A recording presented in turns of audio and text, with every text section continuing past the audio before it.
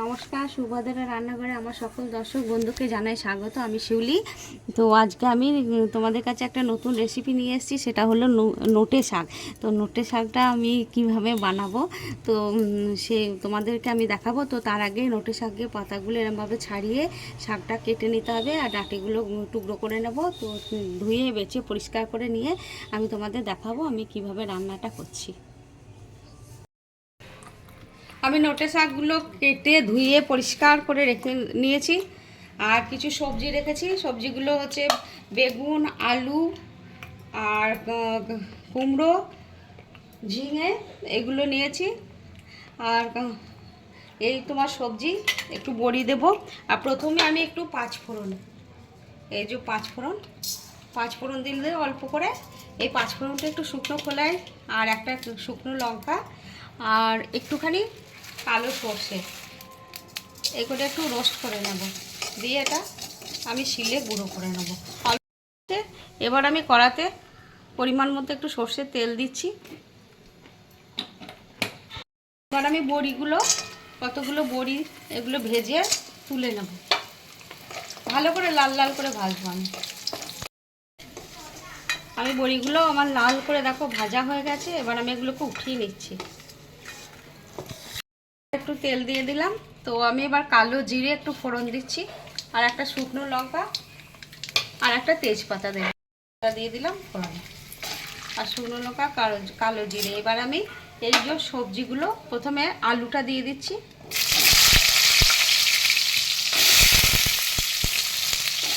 একটু আগে আলুটা ভেজে নেবো, তারপরে বাকি সবজিগুলো দেবো আস্তে আস্তে। এগুলো আমার লাল লাল করে প্রায় ভাজা হয়ে গেছে। এবার আমি কুমড়োটা দিয়ে দিলাম। কুমড়োটা একটু নেড়ে চেড়ে নেবো, দিয়ে বেগুনটা দিয়ে দেবো। এবার আমি বেগুন আর ঝিঙেটা দিয়ে দিচ্ছি। এবার আমি ভালো করে এগুলো একটু কষিয়ে নেব।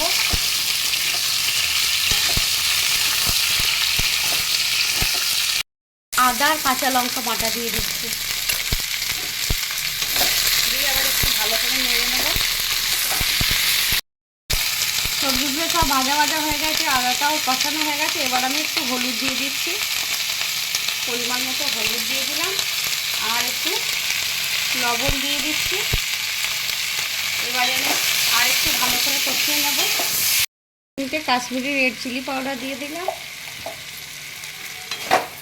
এবার ভালো করে নেড়ে নেবো। আমার কষানো প্রায় হয়ে গেছে, সুন্দর একটা কালার এসছে, তোমরা দেখো। এবারে আমি শাকগুলো দিয়ে দিচ্ছি। হ্যাঁ, আমি সবজিগুলো আলাদা আলাদা করে ভেজে ভেজে তুলে নিয়ে নিই, তোমরা চাইলে তুলে নিতে পারো, তারপরে দিতে পারো পরে শাক টাক দেওয়ার পরে। আমি আর অত স্পাইসি করলাম না, একবারে সবজিগুলো সব দিয়ে নাড়িয়ে নিলাম। এবার আমি একটু শাকটা দিয়ে দিয়েছি, একটু চাপা দিয়ে দেবো, শাকটা একটু কমে যাবে, তারপরে ওপর নিচ করে দেবো। আমি চাপা দিয়ে দিলাম। আমি একবার চাপাটা খুলে দেখি, বাহ, শাক দিয়ে জল বেরোতে শুরু করে দিয়েছে, শাকটা কমে গেছে। তো শাকে জল দেওয়ার কোনো প্রয়োজন নেই, কারণ শাক দিয়ে সবজি দিয়ে অলরেডি জল বেরোতে শুরু করে দিয়েছে, ঝিঙে আছে। তো এবার আমি চাপা দিয়ে কিছুক্ষণ হবে। আমি দুটো ওপর থেকে লঙ্কা দিয়ে দিলাম, কাঁচা পাকা লঙ্কা। এবার চাপা দিয়ে দিচ্ছি, কারণ এটা হতে একটু টাইম লাগবে। ভেজে রেখেছিলাম, এদিকে আমি শিলে এটাকে গুঁড়ো করে নিই। গুঁড়ো করে খুব সুন্দর গুঁড়ো হচ্ছে, দারুণ সুন্দর একটা সুগন্ধ বেরোচ্ছে। পাঁচফোড়ন ভাজা, তার সাথে শুকনো লঙ্কা আর সর্ষে। চাপাটা খুলে এবার আমি দেখি কতটা কি হলো।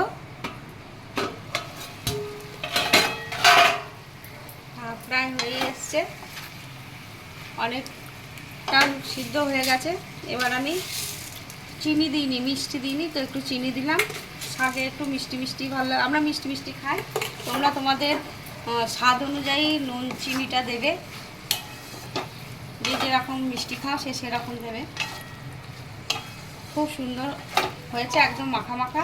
এবার আমি বড়িগুলো দিয়ে দেবো, ভেজে রেখেছিলাম যে বড়িগুলো, ওইগুলো আমি ছড়িয়ে দিচ্ছি ওপর থেকে। একটু ভেঙে ভেঙে দিয়েছি। এবার 2 মিনিট মানে ওটাকে একটু মজতে দেবো, তারপরে ভাজা মশলাটা দিয়ে আমি গ্যাস অফ করে দেবো।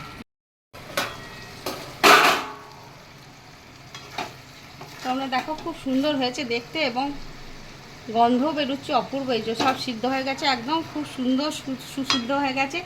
আমি মশলাটাও ওপর থেকে একটু ছড়িয়ে দিচ্ছি, খুব মশলাটারও খুব ভালো সুগন্ধ বেরাচ্ছে। যাই হোক, তোমরা এইভাবে বানাবে, একবার বানিয়ে খেয়ে আমাকে কমেন্ট করে জানাবে। এবার আমি মশলাটা দিয়েছি, এবার আমি চাপা দিয়ে দিচ্ছি গ্যাসটা অফ করে। আমার নোটে শাকের ঘন্ট রেডি এবং সার্ভ করে দিয়েছি। তোমরা দেখো অপূর্ব সুন্দর হয়েছে খেতে এবং সুগন্ধ মনে হচ্ছে অনুষ্ঠান বাড়ির মতন সুগন্ধ বেরোচ্ছে রান্না, তাই মনে হচ্ছে। যাই হোক, তোমরা এইভাবে একবার বানাবে, বানিয়ে খেয়ে দেখবে এবং আমাকে কমেন্ট করে জানাবে কেমন হয়েছে, তোমাদের কেমন লাগলো। আর তোমরা সবাই ভালো থাকবে, সুস্থ থাকবে। সকলকে নমস্কার, ধন্যবাদ।